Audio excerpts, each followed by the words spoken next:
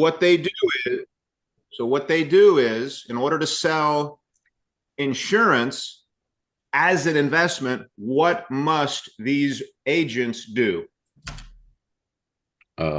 It has to be an index type of a product. Yeah, but what are they forced to do all the time throughout the Lie. presentation? Lie. Okay, I would say misrepresent the product, Yeah. or yeah, lie, Mhm. yeah, deceive, half truths, confuse, and now guess who's getting in on the action? Law firms. Serious law firms are now saying, guess It's what? an opportunity for them. For any of you who have heard me for any length of time since IUL has been out, I want you, and you've heard me talk about IUL or us talk about IUL, train on IUL. Now I would like you to listen to these lawyers on this podcast. Mhm. I think it's a financial advisor interviewing a lawyer, and this is 10 minutes in. It's about, I don't know, it might be 40 minutes, but I only want to do 10 minutes. Mhm. Okay, but to me, we have never had anything like this as credible. We can destroy the competition without this, but you really have to know what you're talking about in order to do it. Now, with this, what does it make our job? Easier. Easier. It's like, Matthew, if you're in the Marines, maybe there's one guy one-on-one, you could maybe kill him with a knife, but would you rather have an AR? Oh, I'd much rather at a distance. Yeah, like your tools matter, right? 100%. Tools matter. So this is just a tool. And number one, it's a tool for your knowledge, okay, to help you understand that what we do is, number one, Important. not important. Well, yes, important, but It's right. It's right. It's right. Who wants to be involved in something that, first of all, is right? Yeah. Is that important? Doing what's right. Yes. I'm not here if what we do isn't right. If IUL is right, guess what I'm selling? IUL. IUL. Okay, let's go. 9.5 minutes in. Qualified retirement accounts are going to just be taxed to death when they start taking the required minimum distributions. And by the way, this guy is a criminal attorney his whole life, and he's very successful. This guy right here. He's being interviewed by the financial guy who sells investments and financial plans. They scare them with volatility.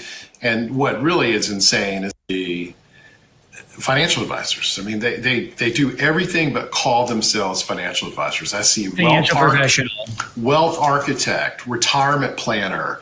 I saw one the other day called himself a certified retirement fiduciary. I don't even know what that is.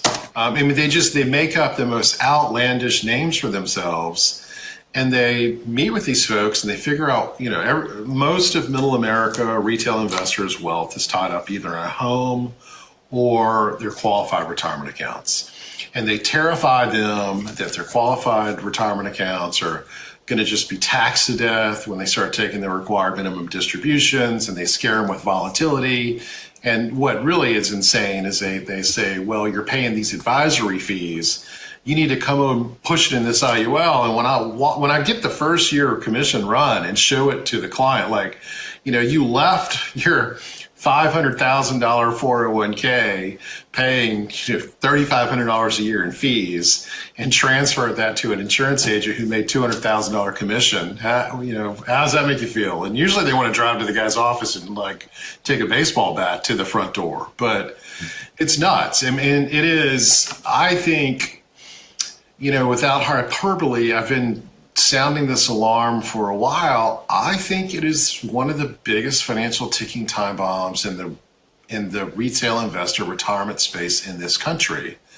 And I say that because I looked at, and like you, I track this stuff a lot. I mean, I've litigated over 400 of these cases now.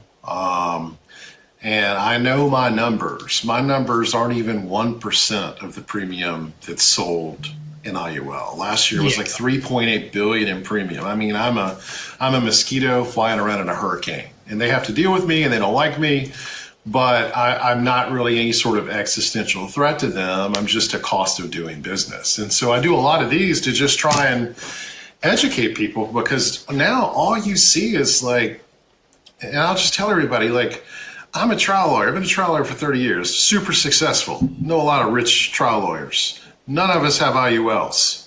It's not some secret of the wealthy. It's not some secret of the rich. And no independent advisors do either, right? No, like I don't know no. a single RIA owner who has an IUL. And I think sometimes the hard part here is like, it isn't entirely bad, right? Like all of the permanent life insurance policies have a use case. It's so narrow. Like it's like, Yes. I have some clients who might need it for estate tax planning, right? And it's typically going to be whole life in there. You have certain people who are worried and they want a death benefit forever. And so they're potentially going to have, you know, some type of index universal life policy that's only structured on death benefit.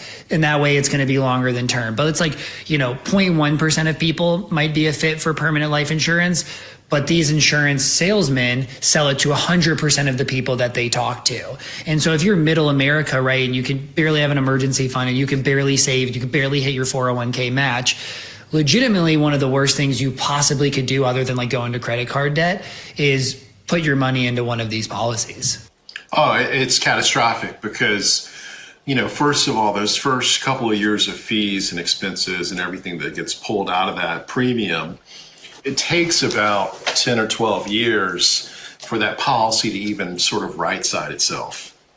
And that is why, like, that's basically break even too. It's not even that you're like way ahead. Right. It's like you're just at break even. and what was, I'll give you an example. What was stunning to me is I had the case I tried in Idaho last year when I got a $1.5 million verdict against Pacific Life. That was a 67-year-old woman. Her whole life had been built into this 4-unit apartment building she had in Idaho, which she managed herself, painted the walls, you know, fixed the toilets. That was her retirement plan. She sold it. I think the deal was like a $1.6 million transaction. The real estate agent introduced her to his financial advisor friend, who was an insurance agent. He sold her his first IUL and said, "This is your retirement plan." She was not married, had no children. And her first $125,000 payment, $106,000 came out in fees and expenses. And she was supposed to start taking immediate policy loans to fund her retirement, you know, like in year 3. And I got the internal documents in that case, and because they were trial exhibits and they were public, I can talk about them. That particular Pac Life product, their own sales material said, "Hey, this is for high net worth, white collar professionals who are already maxing out their retirement plans, want to contribute more, and don't take a policy loan until year 15. When this was illustrated at year 3. So, I mean, I'm like, guys, what are we doing here? This is nuts. And the sales agent had never seen any of this stuff because all they're taught how to do is sell it. They're not taught the mechanics of these products. They're not taught how they're built. They don't even know how the index crediting works. It's mind-boggling to me. And it's so sad too, right? Because I think this goes back to your whole point on like non-licensed professionals. Like they couldn't even, half of them don't even know Roth 401k exists. They talk about the tax issues of all the money coming out, and you're like, you realize if you're worried and you'd much rather pay tax today to put an IUL, you could just use a Roth 401k or Roth IRA and be in a better position. But like, these are the stories I hear all the time. The fees are terrible. But then the other side is people don't understand on this infinite banking that it's a loan, right? Like this is a loan that you either pay back or it's going to reduce what is in the policy, right? You don't all of a sudden get to borrow everything against it and then get this large death benefit payout either. It's like all of these levers really go against each other. And people just hear infinite bank, take out as much money as you can, but you're borrowing against yourself, so it's okay. In the same way you borrow against your home, right? These insurance people don't talk about you could have a HELOC. You could have a margin loan against your investment account, right? There are tons of other ways to borrow against equity and value that you have in your life without having extreme insurance costs involved for somebody who doesn't even have somebody they need insurance for. Yeah, and you know, it's so many things to touch on there. One is I got to tell you, half of my clients don't even understand they're in an insurance product. No, they think they're in some sort of super secret, boutique wealth chassis that only rich people, because that's what they're told. This is what the wealthy use, how to get rich. But like you said, be your own banker, infinite banking. You see that, oh my God, on TikTok every minute of the day. I've sued all these carriers. I've read their policies and procedures. They all say you can't use the words private pension fund, infinite banking, be your own banker. Do not call this that. Call it life insurance. And they call it anything but. It's the wild, wild west of misrepresentations out there. And and I'll tell you, the flip side of it is like because I do so much of this, I've had I've had insurance agents reach out to me and say, hey, I was recruited into a multi-level marketing firm. I think I've screwed up. Well, tell me what you mean. It's like, I've sold like 30 or 40 of these and I'm starting to look at it and I don't think they work. And I'm like, well, did anyone give you any training on options budgets or how the bond market is priced in the portfolio behind the indexing credits, or he's like, dude, I was taught how to sell this thing. I've never even seen that stuff. I don't even know what you're talking about. That's literally what it is. You go there and all they train you on is what is the sales language, the training, the do it, how do you get referrals, and how do you figure out the most amount of dollars that can go into it. There's really no training on alternatives. There's no training on financial planning. There's no training on does this fit the right person. And then the other thing is like the thing that you sell on of like be your own bank, the loans, the last thing most people need is access to more loans, right? Like all of a sudden now you have loans, you lose your job, expenses go up, whatever. Like most people's largest issues happen because they take too much leverage. Leverage is a tool that's amazing for high income, high net worth people, right? Like you can do, long, short, direct indexing. You can borrow against your equity and, versus selling. Great. Low income people, the last thing that you need is any leverage because you don't have the income, the surplus, the liquidity to handle when leverage goes wrong. That's right. I mean, I run a business. You run a business. I try not to use leverage, but we do because, it just depends on the ebb and flow of the business. But again, I run a business. I can game out how much income, how much revenue we're going to have, and I can use it wisely and smartly. If I'm 67 years old and I'm retired, the last thing in the world I need to be doing is borrowing money to fund my lifestyle because I have no opportunity to make that money back. I'm retired. And that's what really I think is borderline criminal is this whole sales force out there who's convincing retirees to reposition their qualified retirement accounts into an index universal life product. And I have a lot of cases because there is a very strong sales force in the IMO world that pitches that, and they fund the IUL, and then in year 2, they take a policy loan to pay the tax consequence on what they remove from the qualified retirement account. And those immediate policy loans begin a cannibalization of the IUL because you're layering in those early years where you've stripped out the big fees and commissions out.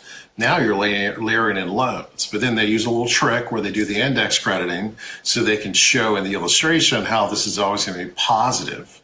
But what happens is they get their annual statement and it's worth 0. And then eventually they get a lapse notice. And then, as you know, because they're never told, like if you borrow out of this money, well, first of all, they're never told you're borrowing. They say it's income that you're unlocking. But when you unlock that tax-free income with a policy loan and the policy lapses, the government says, hey, man, you owe some tax on your ordinary income gain there. So pay it up. And here's a secret for everybody, right? Any type of borrowing is tax-free. You don't pay tax on borrowing.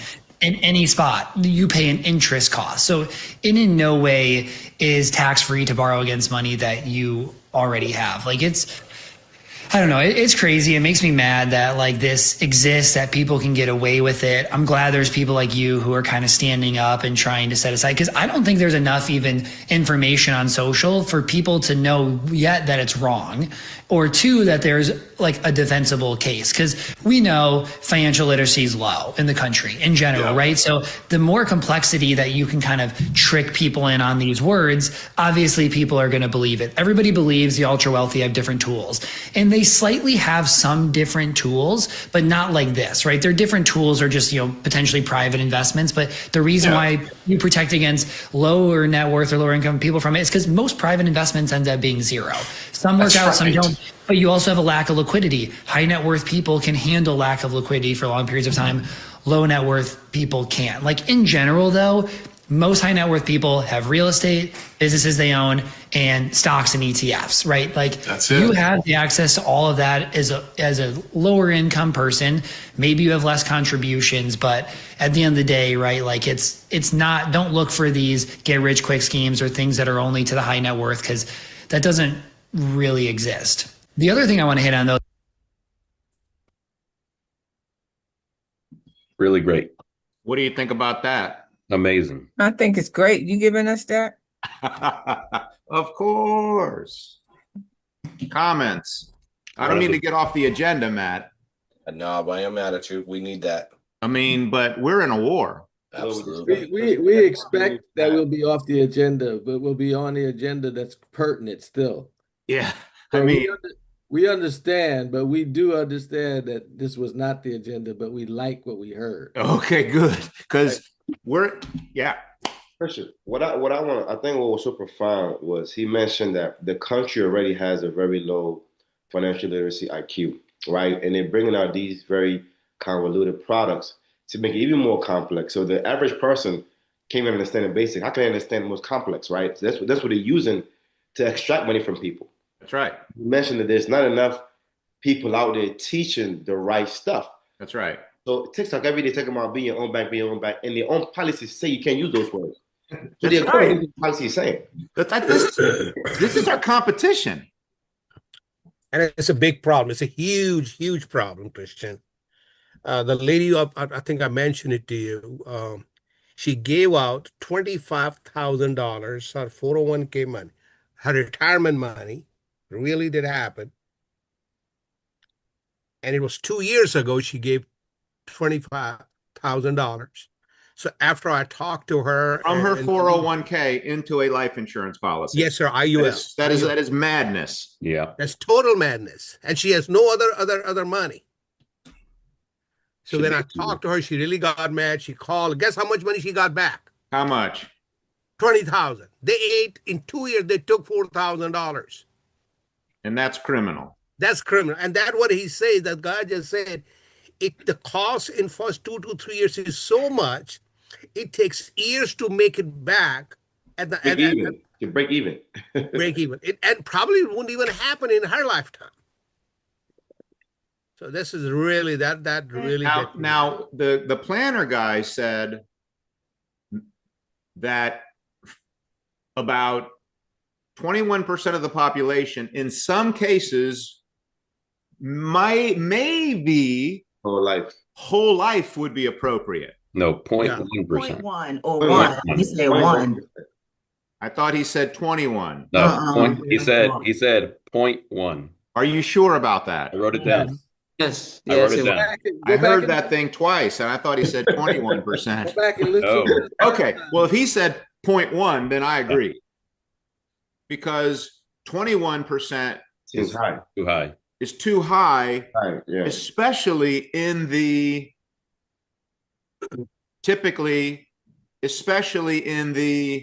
Alex, low network. Oh. the appointments you go on. That's right. Okay. 0%.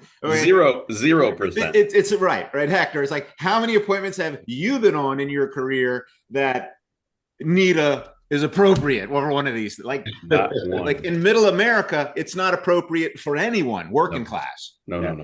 Yeah, if you got millions and you want to protect your estate, and what's the federal one-time exemption on estate gift taxes? Probably like 5 million or so. No, 13.9, I believe. It's 13 million now. So for anybody who has over $13 million, okay, let's talk about your estate gift tax problem. Correct. But if you don't have any money, guess what? What are we talking about? You don't have a tax problem. Correct. Okay. But Christian, the other thing too, right, is the words that they're using, right? Oh, this wealthy person used this person. But the guy mentioned that there are very few strategies that a wealthy person will use outside of what is available. And all that's available, anybody else can use. Real estate, you can own your own business, you can buy into ETFs, and it's all there. But they use all these technical words like, oh, wealthy, the well-built. It's all lies.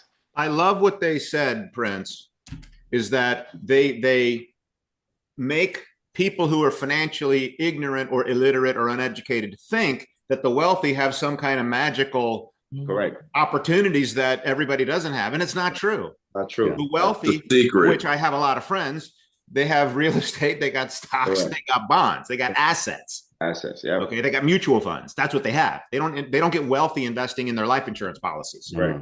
He said the only difference is how much they can contribute. Exactly. Which has a lot to do with how much money you have, right? Yeah. And liquidity too, right? Most people don't have a lot of liquidity. The wealthy do. Hey, when he said, but some people have access to private money, private equity, yeah, private equity, private investments, or initial public offerings, or where you have to be an accredited investor. So, yeah. Who has heard of the term accredited investor? You have to make. I have made 3 investments of 6 figures or more. I've made more than 3, but I've lost my ass on 3. No way. Yes. Really? Over 6 figure, over 3 times. Wow. Why? It's a high risk. Because it sounded so good, Hector. So good, yeah. I mean, we're getting in this things before anybody knows about it. We're going to do this, and we're going to get, and then you fell in the same trap. Yes, but not insurance. This was I understand a company that people had raised 50 million to put in, and they, it's already. So anyway, there's a whole other world of private equity and private investors, but you have to be an accredited investor, and an accredited investor needs to meet financial requirements to even participate in that type of investment. You have to fill out applications to even put your money in. Correct. You have to have a certain net worth and have a certain amount of income. So if you're saying that's what's available to the rich, that you have to, the government says we're not going to let people who have no money invest in these types of things, because most of these types of things don't work. You understand that most companies that are started don't make it. Yeah. They don't turn into a Fortune 1000 company. You understand that, right? Right. And if you lose your 6 figures, it's not your life savings. Exactly. Exactly. We knew we could lose it. So we were willing to risk it for the potential. 3 times and that's why every time someone comes to me with a great idea, no, thank you. No, thank you. No, we're good. We're good. I've seen this movie before. Yeah, Chris, thanks for sharing that, though, because a lot of people, eventually are going to run into that. Like you sharing that, like, hey, I'm a very smart guy, very successful, but yet I've lost my ass on some money. Right. Most people wouldn't admit that, So thanks for sharing that. Yeah. Oh no, I got a master's degree in this business by experience, good and bad. Yeah. Okay. That's how you learn. That's how you learn. Yeah. A lot of things you hear, but you don't know how important that lesson was until you're living it. Oh crap, I should have taken that advice. Yeah. That's why Warren Buffett said never. That's why Warren Buffett so wisely said, never invest in something you don't understand. That's right. And all of these jokers are investing their money in a life insurance policy. They have no clue what they're buying. Right. But Christian, he also mentioned that the agents themselves don't have no clue what they're selling. Of course. So, like the blind, That's obvious. The major issue is that most of those agents do not know what they're selling. And when you sit down, if you have the contract, correct, go through it. The 2 guys I sat down with for the client that I was talking to, they couldn't comment on any of the things I was saying because it was true when I read the contract. Right. So they had to just sit there and just take it. And they're used to just talking to people who are ignorant. So they don't have, they just say yes because they make it sound so good.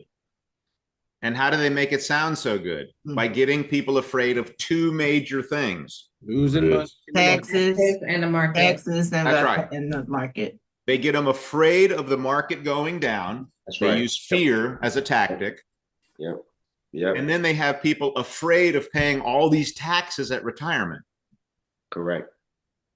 And people, the majority of Americans in retirement Guess what is not their problem? Taxes. Taxes. Not their problem. Guess what is their problem? Money. No money. Okay. So, oh man, now the reason I wanted to open up and share this with you, and because these are the types of things. Yeah. Or this is the not these are the types of things. This is the thing. Yeah. Mhm. Yeah. This is the thing. That's right. That what? It's hurt a lot of people. Huh? It's hurt a lot of people. And it's interesting. You said, and this is maybe the difference between your philosophy, Prince, and Christian David's, or Alex Rivas's and mine. You ready for it? Mm-hmm. Yeah. Okay, because Prince said this is important to know because you're going to run into it. Mm-hmm. And remember when he said that? Mm-hmm. Yeah. Mm-hmm. Remember, the mentor's goal is to get the mentee to act like the mentor. Get to mentee to think, speak, walk, talk like the mentor. Yes, absolutely. Okay, so when Prince said that, yeah, that's my thinking on that particular topic is different than Prince's. That never would have come out of my mouth. Never. Yeah. Something else would have come out of my mouth. What's that? We're supposed to be looking for them. Exactly. I am on a search and destroy mission. I'm not going to every now and then come across it in my stroll through life. No, I am on a active pursuit. Alex, you feel good about what we did? Yes. Do you see how a lot of people need it? Yes. Do you understand this IUL crime policy are being sold? It's the number one policy.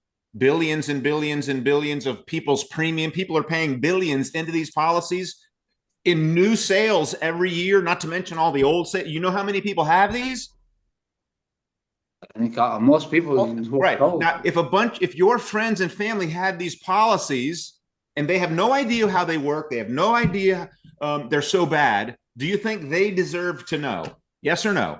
They do. Okay. Now, if you don't tell them, if you don't share it with them, how are they going to know? Alex, you tell me. They're not going to know. They're not going to know. Okay. Now, if you had one of these policies and your cousin knew that it was a ripoff, but you don't know it's a ripoff because you think it's great, but your cousin, I'm over at your cousin's house, you got the policy. So I'm at the cousin's house explaining mutual funds and Roth IRA and compounding interest and buy term invested difference and debt stacking and having a financial house. And I'm explaining everything to your cousin. And you're over here thinking you're set and all you're doing is putting $500 a month in an IUL. You got nothing else. Now he knows you don't know. And the only way for you to know is to have your cousin bring me over to your house. What do you want your cousin to do? Bring you over to my house. How soon? Immediately. It's $500 every month that's going in there. Yeah, exactly. So now that's not the case. You know, but your cousin, your brother, doesn't your know. Sister, don't know. Your neighbor, the guy you work with, the guy you went to school with, the guy you go to church with. Guess what? The guy you were in the Marines with, guess what? He doesn't know. They don't know. And there's only one way for him to know, probably.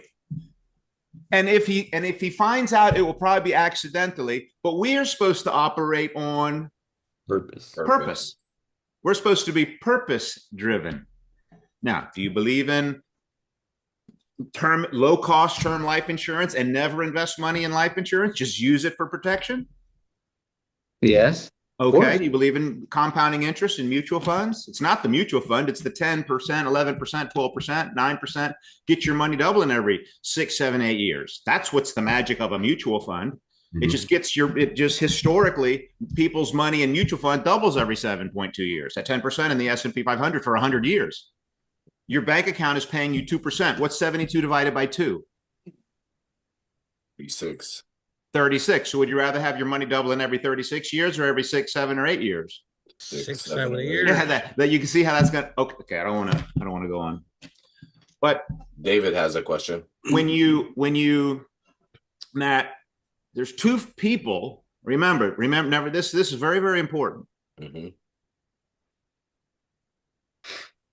Most people are more motivated to a cause than they are to making more money. Okay. Movement. Most people are not very money motivated, meaning they don't. I'm sorry, my plumber is here. I am going to give me a minute and you take over. David, you had a question. What was it? Oh, yeah. Go ahead, Cap. You go ahead and take care of your plumber. We got you. And then I'm just trying to get some clarifications and better understanding. So how is it that the UILs, how is it not illegal? Because it's like they intentionally. It's because when you go look at, if you look at an IUL, it's 50 to 100 pages, and it tells you everything that they're doing illegal, written purpose. It's just the same as all insurance has always been, all cash value insurance. It tells you that it's what it's doing in the policy if you read it, but are you going to read 100 pages that you don't understand what it's talking about with tons of definitions? It tells you this isn't an index. This doesn't invest. We don't have to give you what we say we're going to give you. It's going to become zero. You're going to get a low rate of return. You don't believe the non-guaranteed pages. It tells you in it. That's why when the people sue them, a lot of times they don't win because it's the consumer's fault for not reading the. Listen, David, if I sold you a car and I told you this car is going to get free oil changes and free tire rotations forever, and you're like, awesome, I'm doing it, and then you bought it and you come back in 3 months to get your first oil change and I don't work there anymore, and you say Matt said it was going to give me free oil changes and free tire rotations, and the owner of the dealership says, show me in your contract because Matt don't work here no more. And it doesn't say it in your contract. Are you going to get free oil changes and free tire rotations? Wow, no, not at all. Is it your fault that you didn't read the contract? Yeah. That's the same with all these people. So there's lots of disclosures on the U4s and there's lots of lawsuits, but every one doesn't win because, it's in the document that says this thing you're buying is going to not perform like you think it is. Basically, is what it says. David, what was the question real quick? How come they're not illegal? What? How come they're not illegal is the question. IULs. Gotcha.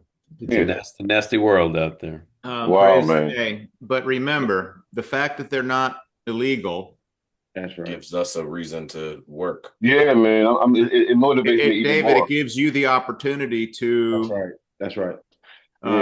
Help a lot of people. Yeah. Help a lot of people. And when you help a lot of people in any business, like if you're a doctor and you help a lot of people, if you're an accountant and you do a lot of tax, make a lot of money. Lawyer, make a lot of money. Yeah. The key to making a lot of money is to help a lot of people. Yeah. In whatever you're doing. That's right. Christian, the website, with the lawsuits and this video that you shared today, I think these are two critical and major resources that we can add to our arsenal, because at the end of the day, people are hearing so much on TikTok and wherever else that you need to be armored to be able to have those conversations. Even when you're not right, when you're speaking, they think you making stuff up. So when you have other things saying the same thing as you saying, it just helps to be able to get a point across, So those resources are really excellent. Thank you for taking the time to identify those. The website that shows it actually has, the people that are selling this, and it has a hit list basically of who they're going after. Yeah. And that's huge. This is big, man. It is. Yeah. Wow. This is like a new day in the financial industry. Yeah. Where's the website? Christian posted it on Telegram. The lawyer website, the law website. Really, really excellent, man. But I just wanted to say, I think it's also important to note who mainly, not saying that it's not anyone outside of this realm, but who mainly they're targeting with IUL products. And even though it is middle income America, they do want it to be kind of a person that's making closer to 6 figures or more, right? Because the goal in the beginning is one, for them to be able to afford the high premium, right? Because the cost is expensive. So they're targeting people who make a little bit more money so that they can afford the premium. They also like to target people who may have money already in a retirement account, so they can convince them to pull money out of their retirement account and put it into the That's IUL. crazy. So if you know anyone who makes six figures, maybe they're a nurse, a doctor, a lawyer, many of those people, maybe they engineer, if they make over six figures and they have life insurance, chances are they have an IUL plan. Absolutely. And they're after the young people also. Or the older Yeah, one. they They're are. more after because the younger people are more on a TikTok. Correct. They're more on a social media than the older folks. Correct. And these news people, they talk about their taxes and savings, and they don't have any ways to reduce their taxes. So you use this, hey, you can start putting the money in. You can start putting the money in, and that you can tax-free, tax-free, tax-free. So if you want to lower taxes, start a business, get licensed with us. That's right. Now you have a 1099. Part-time side hustle. Now you can lower your taxes in a legal way. That's right. By writing off things that can be used for your business and your living. That's Shane Perry said a question. How you lower your taxes. I think a question that he asked that I think is huge that we all should practice and learn and use more often is, have you ever been approached by anybody selling you insurance as an investment? I like that question. I think that's a huge, especially business owners, business owner to business owner. Can I ask you a question? That's a great question. Have you ever been approached by somebody selling you insurance as an investment? But would they know? Hey, most of the people that I've talked to that have the IULs. I can't believe how fast time goes. The big ones don't even know that they've been sold insurance. When I sat through a presentation of an IUL guy, he never mentioned insurance. Yeah, Jennifer bought it as an investment. But that's I like the question because it opens up it doesn't say your insurance product's terrible and put them on defense immediately. You never would say that. What's the question? Jennifer, do you have any questions since you owned the product?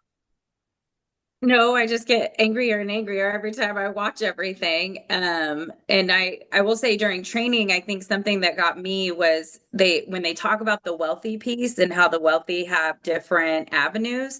I can't remember the book offhand, but they talk about the difference between the Vanderbilts and the Rockefellers. Yeah. And they talk about how the Rockefellers were able to keep their money because they had this like IUL infinite banking, where the Vanderbilts like split up their money and they didn't have it. And so that's why there's like no wealth left with them versus the Rockefellers.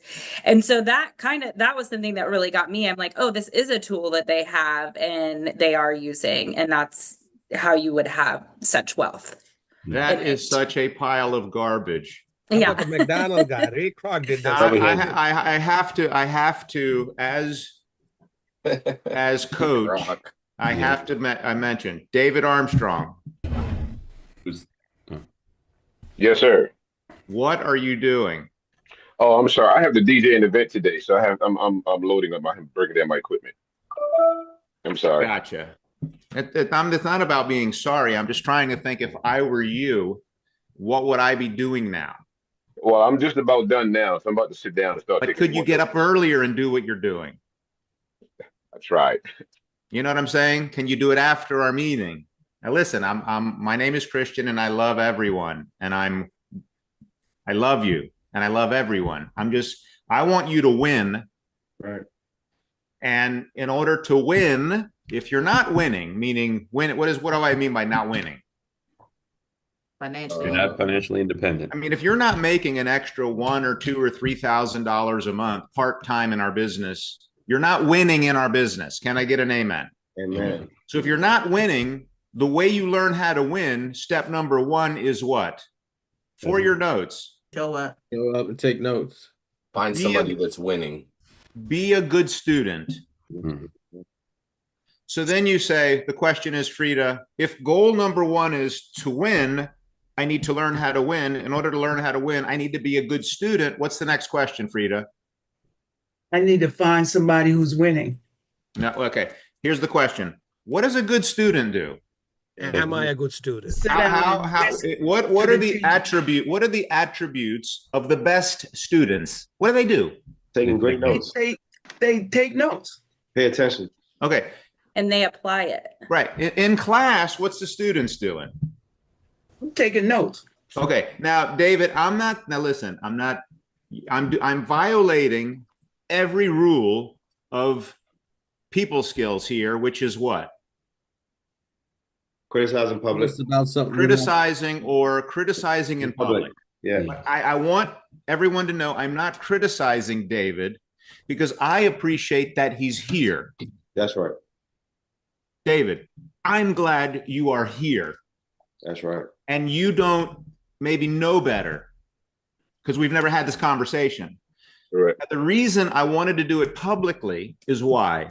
Learning moment. So all of you can learn how maybe one day when you're running a meeting and you got somebody, I don't have my glasses on and the tiles are small. I thought he was doing the dishes. He was like polishing something and he was standing, looked like over a sink without my glasses. I didn't put them on. So I thought, can you do your dishes some other time? In my mind. Okay. Now he wasn't doing dishes. He's getting ready for a gig. He's going on, make some money, help somebody at a gig or whatever. I got it. But the point is that if you want to win, you have to be a good student. What does a good student do? Pay attention. Take notes. And if they pay attention and take notes and then apply, what happens? Good things. Results. Your life changes. Yes. They don't have to keep breaking down the equipment to do DJ events no more. Right. What's that? Then I don't have to keep breaking down the equipment to do DJ events no more. There you go. Yeah. As we went to the country club last night, I saw the band hauling all their stuff in. Now on stage, they looked like they were having fun, but not in the parking lot carrying their crap in. Yeah. Okay. That's the worst part. Christian, Chris, can I make a comment? Yeah. Can we get Jennifer to respond to, or anybody on here, about have they used Chat GPT to check? Because I don't use it, but I want to. I mean, some of the questions that are put out there by the IUL people, what response does it come back with? I mean, it's on the website. It's on the website. The law firm that I put, all the arguments are there.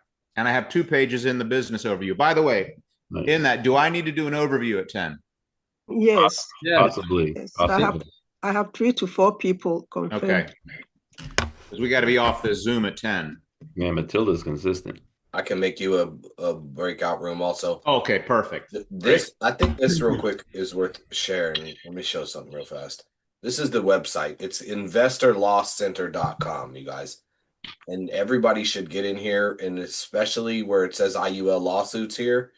It talks about the different lawsuits. It talks about the different companies that they're going after. I think this is huge. It's actually, naming the different companies, and then it goes into the specific insurance companies as well. So it's investorlawcenter.com. And I think everybody should get on there and go around with it and just at least know something about it. Yeah. So, Christian, on one of the meetings that we had on the planning committee with Hector, Gordon, and Denise, and the others, I had mentioned and suggested that since we know that this IUL is such a major issue, I think we should really spend a lot of time, maybe especially on Saturdays, training and breaking down these policies, because the more equipped we are, especially as new folks, the more we can do in the field. Because a lot of times people don't talk or approach because they lack confidence, they lack knowledge. Sometimes you can sit there and read, go on these websites and read, but when you're not breaking out actual policies, it's hard to comprehend or even feel confident in having those conversations. So I really recommend us taking some time to just break policies down every weekend. So the more we see it, the more people get comfortable. This is my suggestion. I agree, and I think I agree 100%.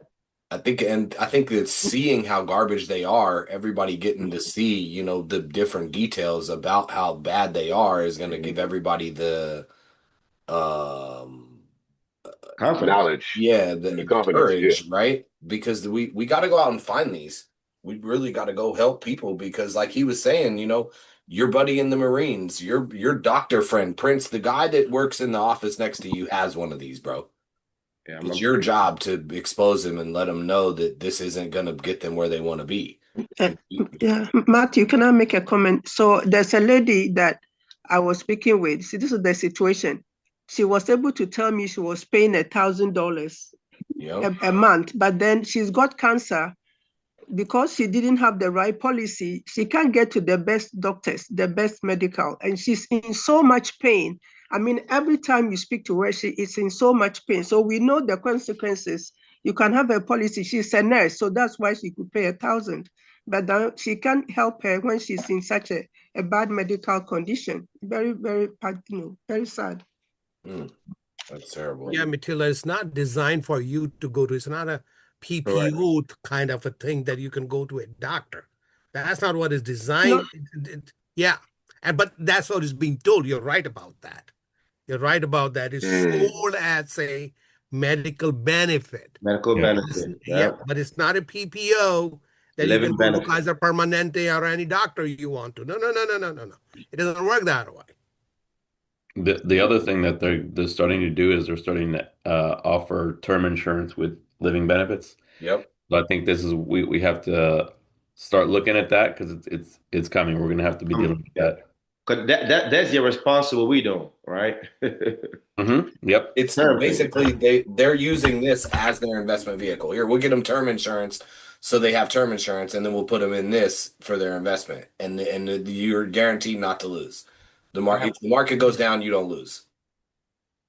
So is the term with the living benefits different than the IUL? I thought it was the IUL. I think it's a different. No, it's a term insurance. I'm going to try to get a policy. I had a sit down with one of these people, and we should have some policies, or somebody's got some policies. I'm talking about they're offering term insurance with living benefits. Yeah, well, ours has a living benefit, terminal illness living benefit. Correct. Yeah, somebody asked me that, and I said that, and it was like, that's not what I'm talking about. The problem is, Hector, with that is, I have to create a slide. Yep. To really make this point, because it's not easy. It's simple, but I need to find the right analogy, because the best way to communicate is through story, a parable, an analogy, and I'm trying to figure it out. They say they have term insurance and living benefits, but Hector, That's a big but. That's a big but. But what? What's the but? They have a way to use it. They have it, but they don't sell it. Yeah. They don't sell it. It's there for They only sell it to people who ask. People know. Correct. Going back to Shonda's point, great point. Shonda, what was your point earlier? I don't remember. Shonda's point was they're trying to sell IUL to people who have as much money or make as much money as possible, because the only way in the life insurance industry you can make a living is by selling high premium products. So trying to sell insurance to people, if you try to sell term insurance to people who don't have money, guess what? They still won't do it. There's no money in the business. It's not high premium.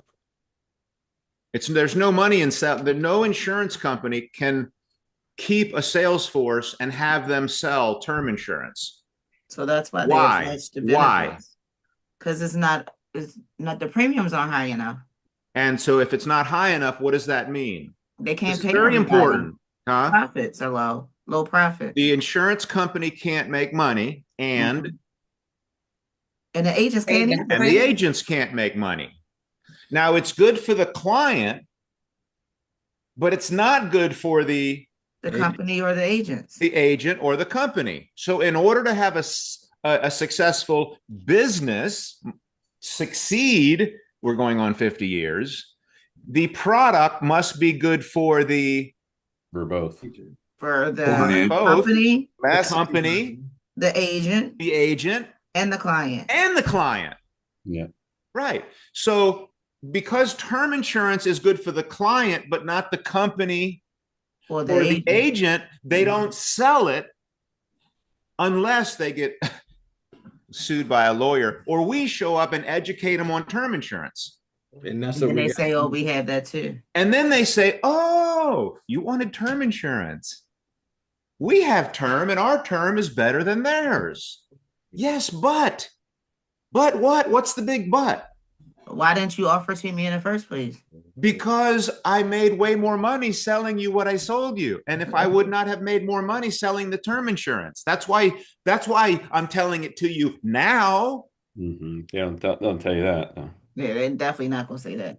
But that's why. Oh, we know. That's I know you know, but the world doesn't know. And we need to get them to know. And most people here don't know that this company, agent, client, that in order to have a successful business, everybody's got to win or you don't have a business. Mm-hmm. So if they went and tried to do what we do, sell term insurance every time, they are broke. Out of business. Why are they out of business? Because the agents wouldn't sell it. They quit. They can't make a living selling it, so they're out. And if they sold term insurance, if the manufacturer, the insurance company, sold term insurance only, what would happen to them? They would be insolvent. Their premium income would drop 80%, so their income would drop to the company. Yeah, but would the expenses? No. So their premium income would go up. The death benefit, their liability when people die goes up. Their premium income goes down. The death benefit liability goes up. Their expenses stay the same. And then they're going to have to take out all the money out of the cash value bonds, out of the stocks, out of their real estate holdings. They're not going to be able to make money doing investment with the options trading. They're not going to be able to make money doing options, which is a sophisticated way to make money, betting on stocks to lose to make money. Okay. They're not going to have any money to do options with. They're not going to have any money in bonds to make money with.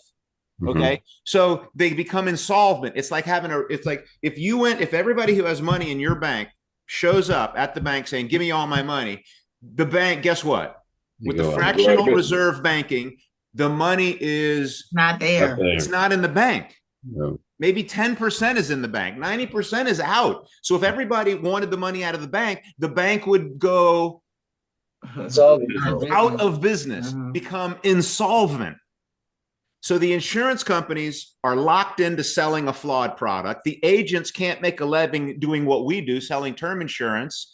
If they did sell term insurance, the client would win. The agents and companies wouldn't. So if they they can't sell term insurance, so they must sell what they're selling, cash value. And now the legal industry's at. We've been after them for 47 years. Now, guess who they got after them? The lawyers. Like never before. And now, because of social media and the internet, the age we are in, you have all these people on TikTok and Instagram and Facebook that are what they're so-called fiduciary retirement. Fiduciary. What's the word? Influencers. They're like, oh, they're an influencer. But when in the 80s, 90s, there was no influencers. That was not a thing. It's a huge problem. That's a thing now. Yeah. But an influencer and these so-called influencers, what they really are is con artists. Con artists. 10 o'clock. Christian, it is 10 o'clock, but I'm just asking for some people who are newer and may not understand, because you keep on saying they can't do what we do. So maybe it would be important to explain, how can we do it? Like, why is it that every other company cannot do what it is that we do? That is a fantastic question, and I'm very glad you asked. Yeah.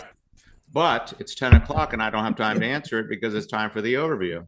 Right. So maybe next time. What time is it? It's 10 o'clock. 10 o'clock. Wait, is anybody here for the overview? Look like I have no problem continuing. I have no Ethan? problem continuing and answering that question since you asked it. But if somebody's here for the first time, that's like that's not class 1. That's class like maybe 5. Okay, or maybe 3, but not class 1. Yeah. Ethan, are you able to get on camera? Great training, by the way. What do you think about that, Gordon? Really, like you being a 65 and